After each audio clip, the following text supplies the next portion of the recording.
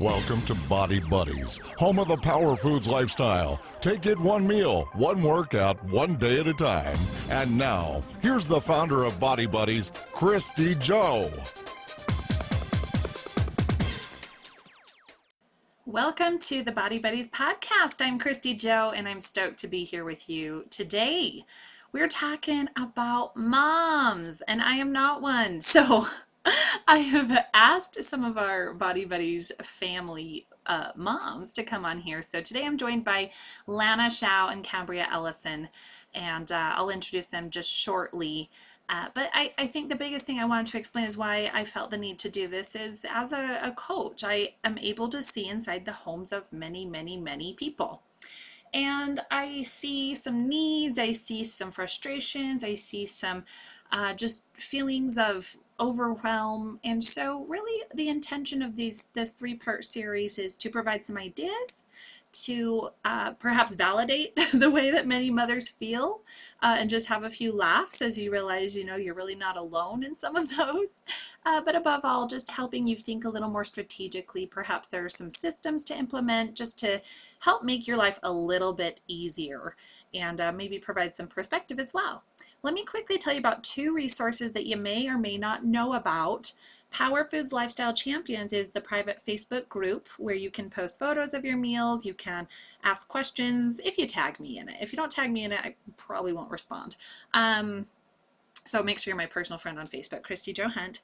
And then, it's just a really good place for support. I do some Facebook Lives every now and then, and so be sure to join that group.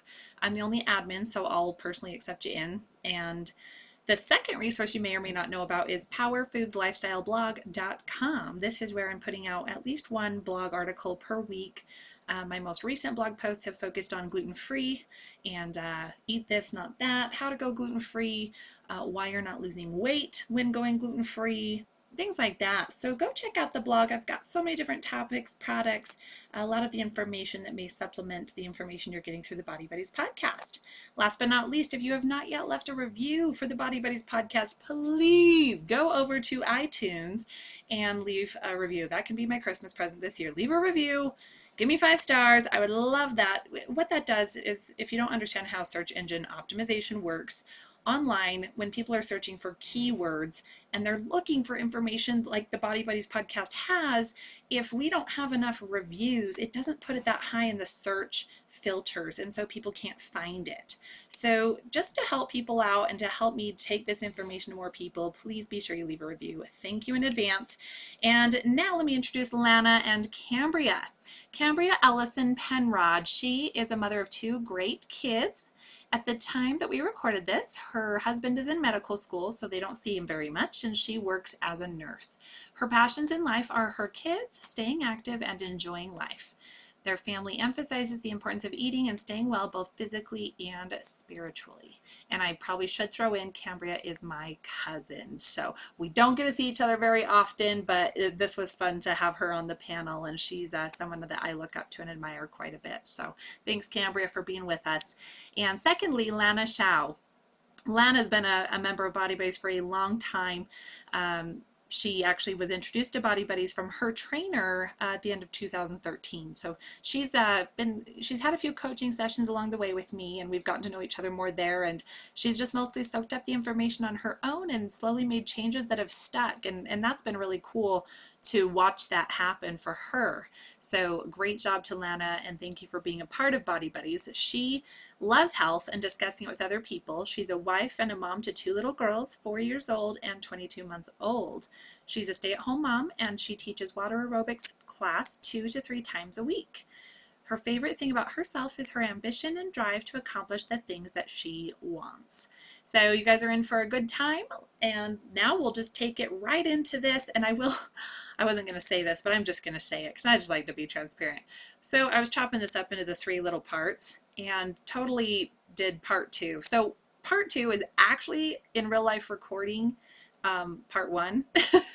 So I'm not going back to redo it. So today you're getting the real life part 2, but it's actually part 1. I'm calling it part 1, and then the second one that comes out will be our real life, like in order of how we had our conversations. So anyhow, if it doesn't make sense, there you go. It's because Kristy, edited the whole thing and didn't want to go back and have time to go do it the right way. So anyhow, we'll go a little out of order, but the content's amazing nonetheless. Here we go.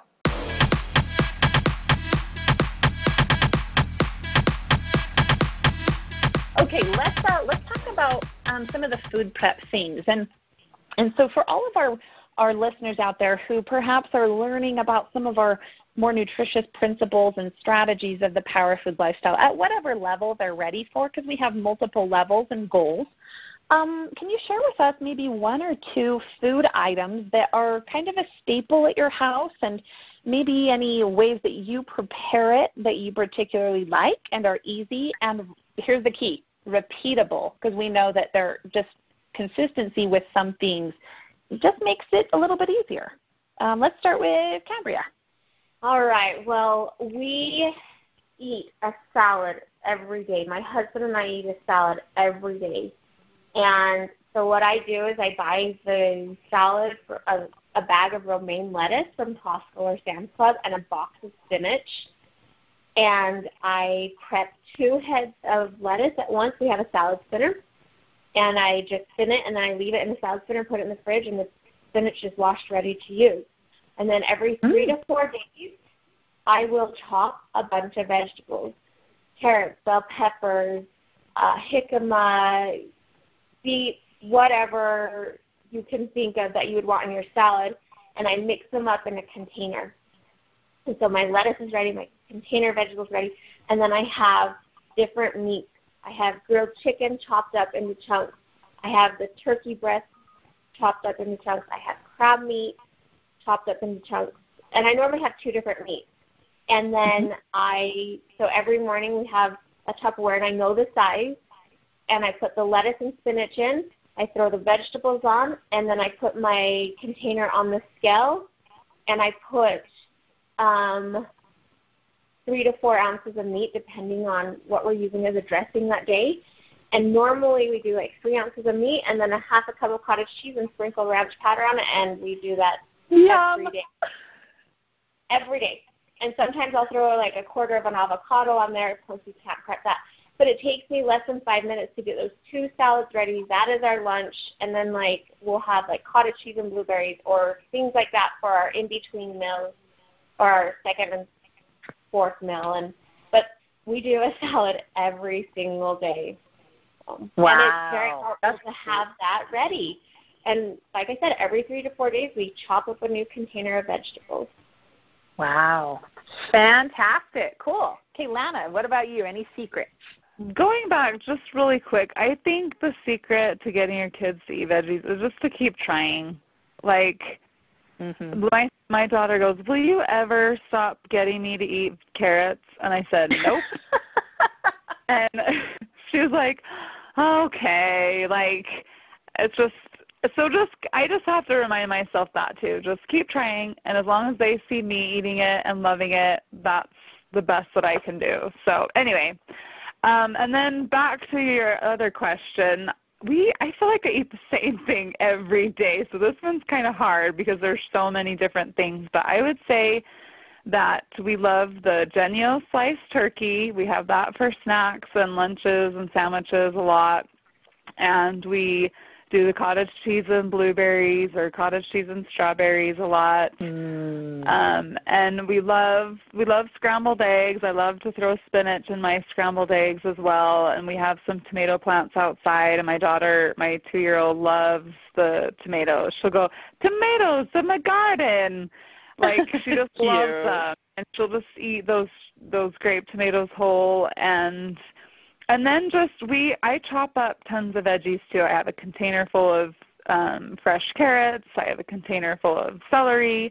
I have cucumbers. I have chopped up, sliced up bell peppers. So just lots of little things in the fridge are ready to just grab and have as a snack. And I don't have to do hardly any preparation for it. That makes our life so much easier. Well, what's interesting about that, many people, when they're new to the power foods lifestyle, they feel like they need to have recipes at every meal. And I'm like, oh, my gosh, that's impossible. Who could do that? And so what I hear you guys saying is piecing some really easy, simple things together. And I mean, and that's something I try to help people understand. Like, the recipes are kind of when you can. For the rest of the time, stick to your basics. Have those different food items available in your fridge. And you guys are both doing a great job. I love hearing about all these vegetables. You guys know how happy that makes me. Let's go ahead and shift over. I'm so curious about simple management of your home on like that environmental level. I've seen some of the negative impacts in people's lives and their confidence and their behavior, both in their eating and fitness, when they don't keep a clean home, they don't have some structure with that tidiness factor. I'm a huge believer that living in a clean, tidy space gives us feelings of joy and happiness and helps amplify our moods. Now, I'm not saying perfection, and I'm sure that you guys will agree with that. So I'm curious, when it comes to cleaning your home, is there a strategy or game plan you follow, as well as what is enough? At what point are you satisfied with it being good enough? Sometimes it depends on the week and on what my standard sometimes does change. We just moved 2 weeks ago, and there are 4 areas of our house that are organized and tidy. The bedrooms and the playroom are organized and tidy.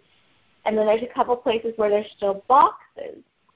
And because I've been working, I haven't been able to get to them quite yet. And you're right. It does make a difference to have things tidy and clean. I mean, I haven't completely finished unpacking, but last week I was like, I have to vacuum this house. I just feel like there's just stuff everywhere. And so sometimes you can't clean on a schedule, but you get to the point where you know you need to do something because you don't feel comfortable in your own home anymore. And my goal was to get all the boxes unpacked and then vacuum, but that didn't happen. So you just have to sometimes just survive. But when we're in our best routine, we found a cleaning schedule online once, and you have a job Monday, Tuesday, Wednesday, Thursday, Friday, and then Saturday you can use as a catch-up day if you missed one of those things. Wednesday was a deep cleaning thing, and it gave you like whatever month it was, what you deep cleaned or something like that. But it was super nice because it had chores that you do daily or you try to do daily. And there's probably 1 week we did it perfect. But it was so nice to just kind of have a schedule because I knew I'd take a half an hour to clean something specific. And my kids love helping me. And it's fun to, like, for the dusting or the vacuuming, they would be, hey, Mom, can I help? Or, Mommy, can I help? And it's just fun to have them think cleaning is fun. And it's a neat thing to do. So every week is different for me. I have a certain level of cleanliness that I need, but I don't always have the schedule that I would like to have, and I try to keep a schedule because it helps for my sanity. Great. Lana, what can you add to that? I am just laughing over here because I think I have the exact schedule that you were talking about. And I even, laminated it, and I had all these good intentions, and I think we've done it, 1 week where I did every job, and that's it. But, yeah, I have good intentions. I'm with you. There's some days where I'm like, if I can just get the toys up and put away and vacuum and sweep my kitchen, I'll feel so much better. And so those are 2 big things. If I can vacuum and sweep my kitchen, I am feeling pretty good. But it seems like there's always just toys and books. And, I have kids that play, and I think it's totally okay to have some clutter in the house. But then also, I'll get in a cleaning mode, and I'll say, okay, we're going to clean up, we're going to organize, let's put our toys away, and then after we're done, my daughter and I will be like, like the house feels so good when it's clean, and she notices the difference too. So we try and do that like once a week, just like a really good cleaning where we put things away and organize. But then, the rest of the week, like, we're just having fun, and they're playing and they're reading books, and I'm fine with that. So I'm with you, Cambria. There's certain things where if I get that done, then I'm good. But in the perfect world, I would do my daily chore every day, and I would have this perfect house. But it just doesn't happen. Well, go ahead. Something I need to add in there. I am, as we've covered before, we're constantly learning as moms. And there have been times when my daughter comes up to me, Mommy, I just wish you would sit down and color with me, or I just wish you would do some activity with me. And I'm not always good at saying, okay, let's do it. But when I am able to let go of certain responsibilities and stop and just be with her, it makes a difference. And if that means that there is clutter around, so be it, because those times are so important with our children when we give them that one-on-one attention. It doesn't happen all the time, but when I can stop and say, okay, let me give you that time, it is very special. I love that, and I just had many memories of my mom doing that with 7 kids, and she was very careful that she gave each and every one of us that same one-on-one attention and affection, and that we knew we were loved, that we could climb on her lap, yes, even at 29 years old, and cuddle and cry and be okay. And I think there's great power that you all have as women, as mothers, to be able to make a child feel safe and loved. Just really quick, one other thing. I was at a seminar in California in January of this year, and they spent about an hour just talking about perspective of parents. And it was really interesting, as I'm not a parent, to listen to a lot of these other people talk. And one woman got up and she shared her experience of feeling so frustrated. She would go to all this work to make sure her kitchen looked so clean and the carpet had all the lines in it and everything was dusted. And she worked so hard because she wanted to be that perfect wife and mother. And she would get frustrated when the kids would run across the carpet and leave things out, and her husband would leave a cupboard open and, crumbs on the counter. And it just infuriated her and was causing all of this anxiety and resentment. And after some counseling, she was able to realize it was a complete perspective shift, because all of a sudden, instead of looking at the problems that all of these less than perfection things that were happening in the home created, instead, they were signs of her having her people, her loved ones, the people in her life that mattered. If those footprints weren't there, if that cupboard had not been left open, if those crumbs were not on the counter, she would not have those people in her life. And she just talked about it being a complete paradigm shift of no more resentment and so much gratitude for the imperfections in the home. So really cool thought. That's cool. Yeah. Okay, let's go ahead. I want to talk laundry. Is there a good way to do it? Is there a bad way? And I'm just going to preface this by saying, me as a single person, I'm lucky if I do my laundry once every 2 weeks, and I'm lucky if I separate them into darks and whites. That's about the extent of my laundry. So tell me about your guys. How does that go for you? Who wants to lead with this one? Well, I literally just pulled out a load of laundry from the dryer. Nice. And I am laying it out as we speak and folding and putting away. So such a mother. Multitask. So for me, laundry, I try to do it twice a week because the loads are smaller. With 4 of us, I've come to this conclusion. Every outfit my kids wear, I just have to wash it no matter what, because there's going to be a mess on it. some days I'm like, oh, it looks pretty clean, and then I've learned it's just not a good idea to do that. So, but for me, I try to do laundry twice a week, and I don't know. I've talked to a lot of women. I think most of us have a problem. We get it out, we lay it flat or whatnot, and then we have the hardest time getting it put away. And, as long as I get it done and laid out so it's not wrinkled, I feel pretty good.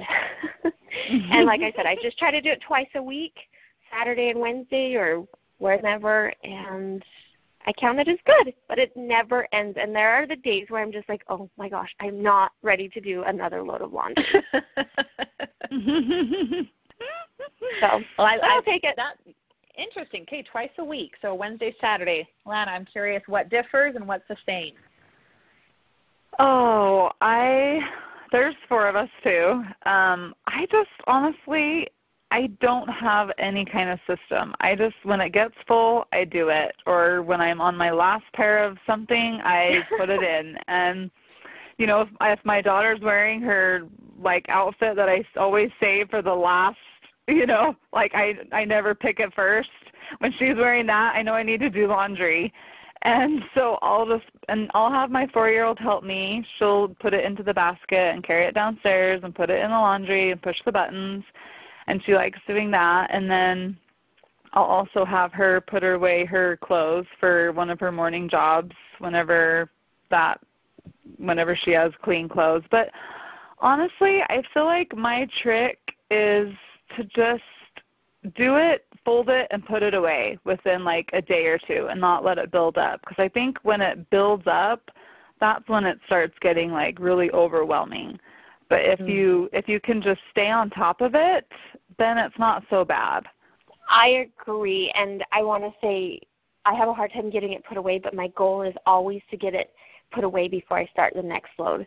And it's not always Wednesday and Saturday, but it's every 3 to 4 days, and so I better get that put away before I start the next load.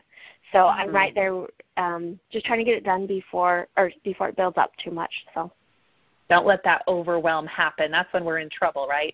Yes. Yeah. When you have to dig through baskets and baskets of clean laundry, that's when it's hard. Right.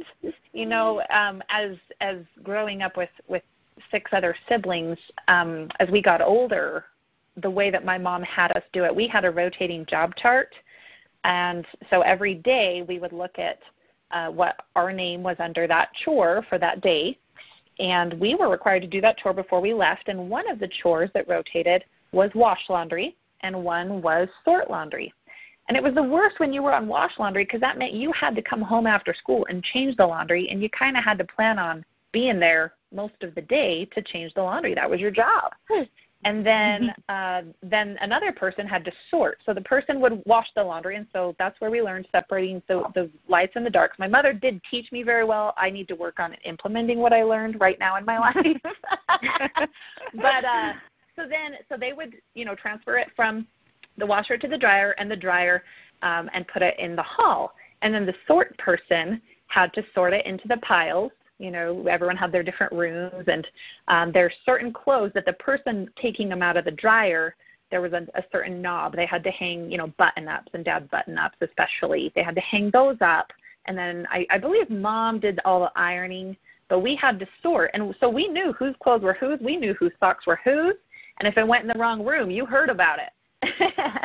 So that was an interesting way to do it, and everyone was required to bring their laundry up first thing in the morning when coming upstairs, because most of us had a room in the downstairs basement. There was 3 big rooms down there, and so we had to bring up our own individual laundry before scriptures, and if we forgot, it's go get your laundry fast.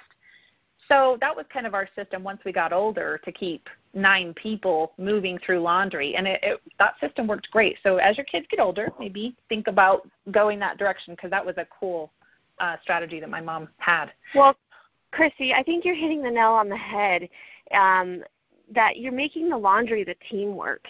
It's not just the mom doing it. I mean, I get help whenever I can. I have my daughter put her things away too, and I have her help me put it in or rotate it from the washer to the dryer. And I think that's so important because I also grew up in a home where when it's time to do laundry, my mom told us to go separate the clothes. And then when it's time to get them out of the dryer, she told us, okay, go get them. And the way we did it, we laid it on a bed, and then everyone gathered their clothes from that bed and took it and put them away. It was a team effort. It was never just mom doing it. And I think that is so important to help out. So I agree. Right. Well, and I'm glad you bring that up because that's kind of my subconscious goal in doing this podcast with you guys is as I've observed some generational trends and changes, seeing inside so many people's homes, I'm like, something is off here. And what I'm observing is that moms are kind of taking on everything themselves, and they're not teaching their kids to be involved and training them, and the kids seem like they're running the moms. And I don't know, again, I'm the outside eye, I'm the third party observer, but I've seen this trend. Have you guys observed that at all in, I don't know, friends, family, even your own home? You can tell you guys are doing great, honestly. But I'm curious, what are your thoughts? Have you observed this generational shift in the parent and child role? Honestly, I think my circle of friends, I think we're all trying pretty hard to involve our children more and things like that. Growing up, I didn't have to. My mom did all the laundry for everybody, and we never really even had chores. So this is like something that I am really trying to have to learn as a mom, what to do and how to organize things. And also, my husband is a huge help, too. I know there's a lot of dads out there that are becoming more involved, but my mom's always just amazed looking at my husband and all he does. And if I ask him, hey, I put laundry in, can you switch it while I'm gone? Like, I come home and it's usually done and folded. And, I mean, that's a huge help. I think just involving everyone in the family is so important because we all live in the house. We all dirty clothes. We are all part of a mess, and I think it's important to all pitch in and help each other, that it's not just one person's job, that everyone needs to help out.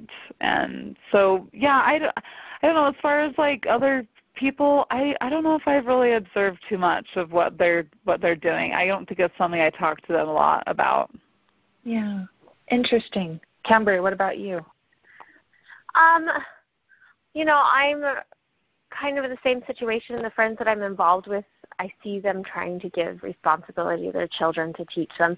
But we do live in a world where there's this huge sense of entitlement, and I will see in public where kids are kind of running the show with their parents and telling their parents what's going to happen. And it's frustrating to me because I feel like what you said is a lot of times parents are doing everything for their children, and there's something being missed. And so we know that the current generation that's getting into the workforce and stuff have this sense of entitlement that they deserve stuff, or they have certain expectations, and I think it's partially, and who knows, I mean, there might be many reasons, but I think it's just a lot of parents have done things for their kids, try to give them a better life than they had, and in the long run have done a disservice by not teaching them how to be responsible and live up to, just deal with daily consequences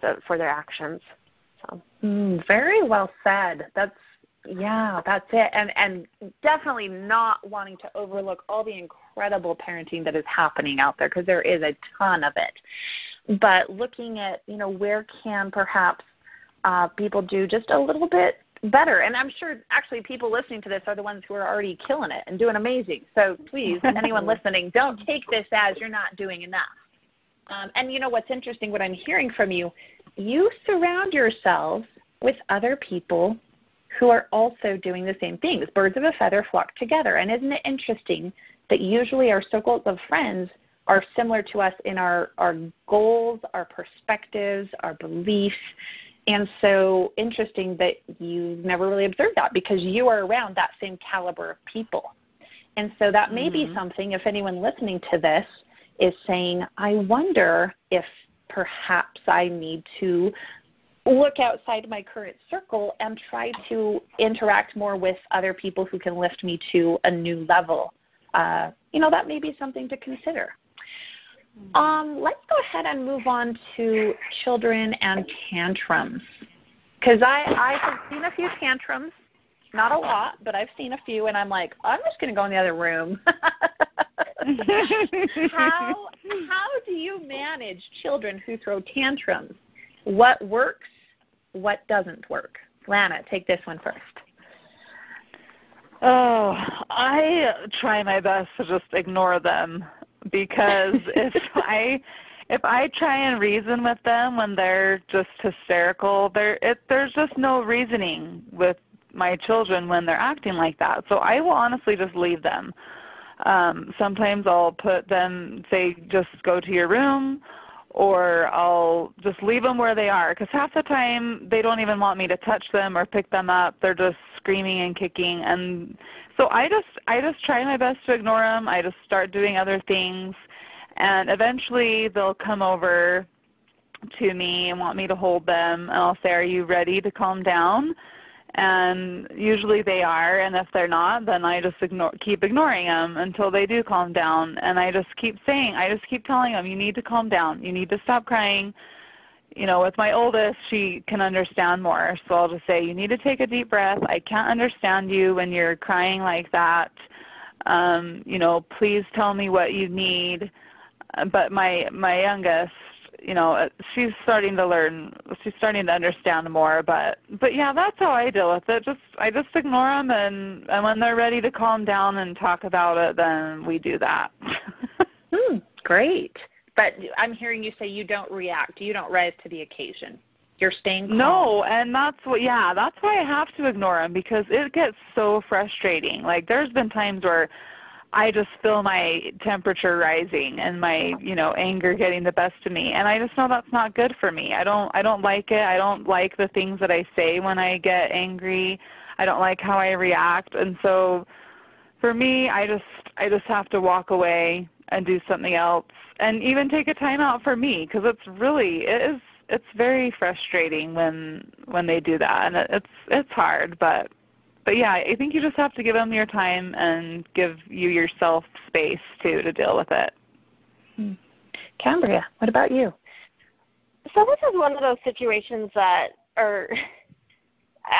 it seems like a lot of times I get in a system of like ignoring it or trying not to react, but then there's times where I do react, and then I'm like, okay, what did I do differently? How did I handle this improperly or properly?